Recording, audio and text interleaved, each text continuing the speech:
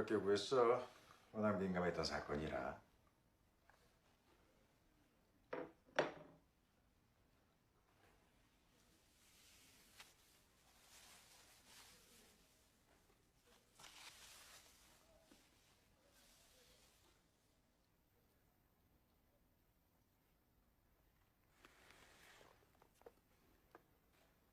내일 만나러 간다고?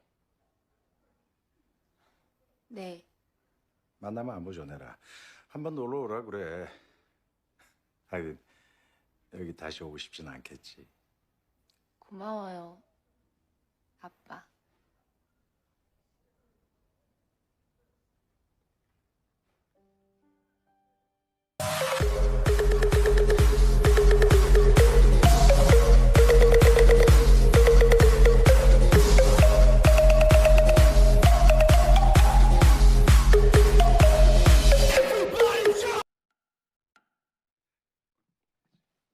Assalamualaikum warahmatullahi wabarakatuh. Kembali lagi bersama saya Kino The Jarum. Pada kesempatan kali ini saya akan merangkum sebuah film yang berjudul Marcel in Cell No 7.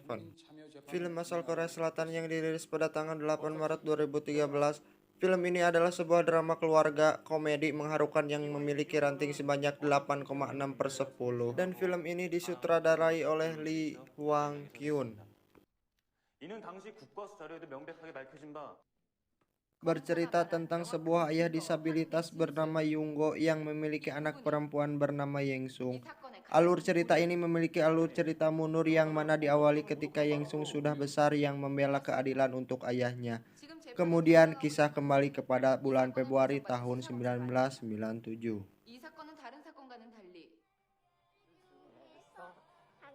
Pada saat itu Yengsung masih kecil bersama ayahnya bernama Yunggo di depan sebuah toko. Yunggo merupakan pria 40 tahun yang memiliki disabilitas mental karena kecerdasannya yang sangat rendah. Kemudian di depan toko itu Yengsung menginginkan sebuah tas Sailor Moon berwarna kuning yang sangat cantik. Namun ayah Yengsung saat itu tidak membawa uang dan menjanjikan kepada Yengsung untuk membelikan tas itu. Namun tiba-tiba tas itu ada yang mengambilnya dan ayah Yengsung segera masuk ke dalam toko untuk menghentikan orang yang ingin membeli tas itu. Pertengkaran pun terjadi di antara dua belah pihak sampai akhirnya petugas dapat melerai keduanya.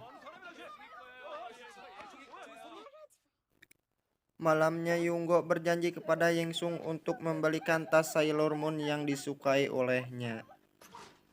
Keesokan harinya seperti biasa Yengsung mengantarkan ayahnya untuk bekerja. Yunggo bekerja sebagai tukang parkir di salah satu toko dekat daerahnya. Ketika sedang menghitung uang gaji miliknya yang akan ia belikan tas Sailor Moon, tiba-tiba muncullah anak yang kemarin telah mengambil tas Sailor Moon dan membelinya terlebih dahulu. Anak itu berkata bahwa dia akan menunjukkan tempat yang menjual tas Sailor Moon itu.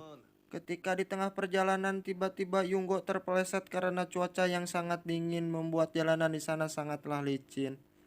Sama seperti anak itu, ia juga terpeleset, namun naasnya anak itu terbentur oleh sebuah batu yang mengakibatkan dirinya meninggal di tempat. Mengetahui hal tersebut, Yonggu langsung memberikan pertolongan pertama yang membuat kejadian itu salah paham di mata seorang ibu-ibu yang kebetulan melewati jalan tersebut. Karena hal tersebut, kemudian Yonggu menjadi tersangka atas penculikan dan pembunuhan terhadap anak di bawah umur. Setelah kejadian itu, Yonggu dimasukkan ke dalam penjara nomor 7. Di sana ia dipertemukan dengan 5 narapidana juga yang bernama Leader, Bungsik, Sunhu, Manbum, dan Kakek Seo. Pada awal pertemuan itu Yonggu digebukin karena alasan kasus pelecehan seksual serta pembunuhan. Namun di kemudian hari seorang Leader berterima kasih kepada Yonggu karena telah menolongnya dari suatu peristiwa. Setelah kejadian itu Leader bertanya kepada Yonggu untuk memberikan permintaan untuk membalas budi kepada Yonggu. Namun Yunggo hanya berkata menginginkan anaknya. Setelah itu 5 narapidana itu membantu Yunggo untuk mempertemukan dengan anaknya. Dan akhirnya mereka dapat mempertemukan, namun tak berserang lama Yengsung akhirnya ketahuan juga.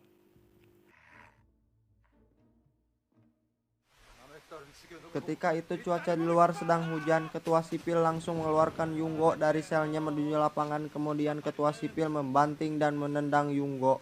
Sedangkan Yengsung yang sudah ketahuan kini ia sedang berada di ruangan staf. Yunggo akhirnya dimasukkan ke dalam sel pengasingan. Namun tak lama setelah itu terjadi kebakaran. Yunggo dengan setengah sadar langsung menyelamatkan diri. Namun ketika sedang dalam penyelamatan diri, tiba-tiba Yunggo menemukan ketua sipil sedang terjebak dalam kebakaran. Kemudian tanpa berpikir panjang, Yunggo akhirnya menolong sang ketua sipil itu. Setelah kejadian penolongan itu, ketua sipil lantas sadar bahwasannya seorang pembunuh ingin menolong dirinya. Setelah itu, ketua sipil ingin mengetahui lebih dalam lagi mengenai kasus yang terjadi kepada Yunggo. Suatu saat ketua sipil memberikan sebuah kardus besar kepada sel nomor 7, yang awalnya dikira sebuah roti beras yang enak, ternyata isinya adalah Yengsung. Kemudian Yonggu diajak menuju ruangan ketua sipil. Di sana Yonggu sangat berterima kasih kepada ketua sipil karena telah mempertemukan dirinya dengan Yengsung. Kemudian hari-hari pun berjalan seperti biasa. Saking akrabnya Yengsung dengan penghuni sel nomor 7, Yengsung bahkan sampai mengajarkan Leder cara menulis dan membaca. Dia juga ikut membantu Bung Sik untuk menghubungi istri yang baru melahirkan serta memberikan namanya. Keputusan Yunggo yang telah ditetapkan membuat para penghuni sel nomor 7 untuk merekap ulang kejadian yang menimpa Yunggo untuk mempermudah membantu Yunggo untuk menjawab saat persidangan nanti. Dalam rekaan ulang kejadian terbukti bahwasannya saat itu di tengah perjalanan Yunggo terpeleset karena cuaca yang sangat dingin, membuat jalanan di sana sangat licin. Anak itu juga terpeleset. Namun naasnya saat dirinya terpeleset, tangannya tak sengaja menarik tali dan itu membuat sebuah batu terjatuh tepat di kepala anak itu. Sehingga anak itu meninggal di tempat. Yunggo dengan pengalaman CRP yaitu memberikan pertolongan pertama dengan pernapasan buatan, langsung mempraktekkan kepada anak itu. Tapi karena kondisi Yonggu yang tidak bisa menjelaskan secara panjang, maka ia dijadikan tersangka. Namun yang seharusnya Yonggu bisa diselamatkan dari eksekusi mati, gagal dikarenakan Yonggu saat diwawancarai tidak dapat memberikan penjelasan terhadap sang hakim. Maka hasil persidangan singkat pun diberikan kepadanya. Kemudian para penghuni sel nomor 7 berusaha membantu Yonggu untuk kabur dari sel. Namun rencana itu gagal. Pada tanggal 23 Desember hari di mana Yonggu akan dieksekusi mati. Para tahanan sel nomor 7 memberikan hadiah kepada Yengsung. Mereka juga memberikan sebuah roti tart. Kemudian Yonggu memberikan sebuah kotak kepada Yengsung yang mana itu berisikan tas sayurmon yang diinginkan Yengsung sejak dulu. 아빠,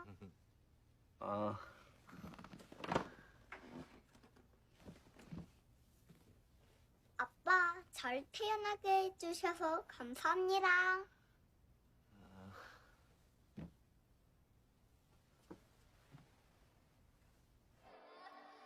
Ending dari cerita ini adalah Yengsung sudah beranjak dewasa lagi yang sedang membela keadilan atas ayahnya.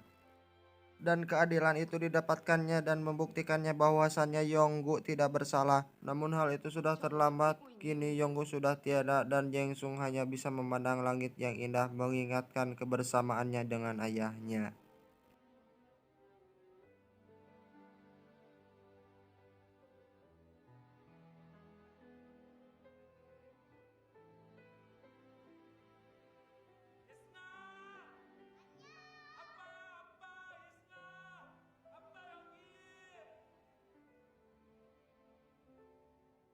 아빠?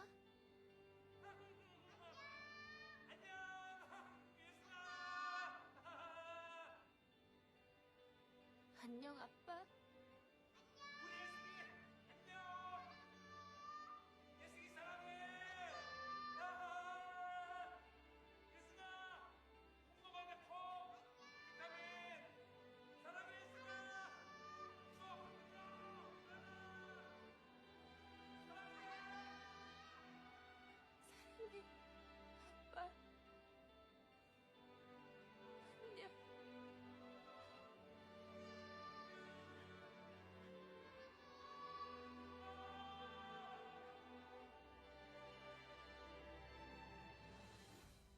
Tamat ending yang sangat memblablohkan.